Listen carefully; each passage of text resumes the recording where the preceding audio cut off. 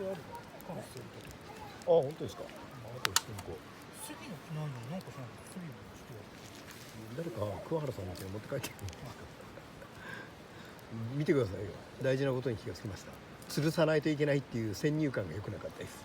置きゃいいんです。ね、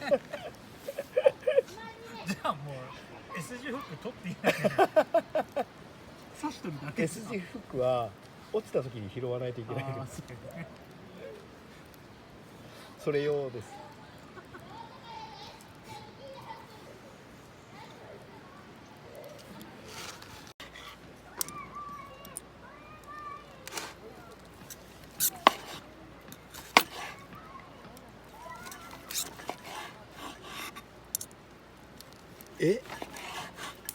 こんな感じじゃないですか、ローストビーフって。見て、ほら、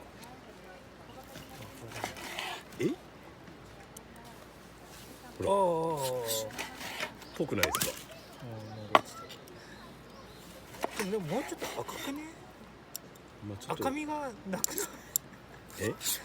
なんか煙にあれやないもうちょっとこう赤いあれってあれやきやか、なんかパックに売るようやつを見る気やった。いや、ちょっとね、なんか焦げてますから、表面が若干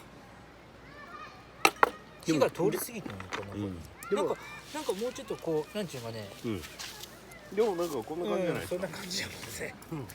まあ雰囲気こんな感じだったら成功ですね。成功中できるんすよね。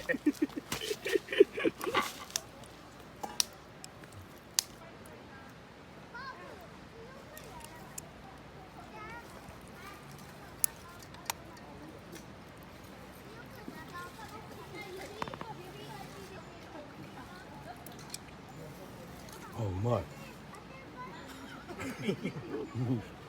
だから奇跡的にうまい。調味料の味やね。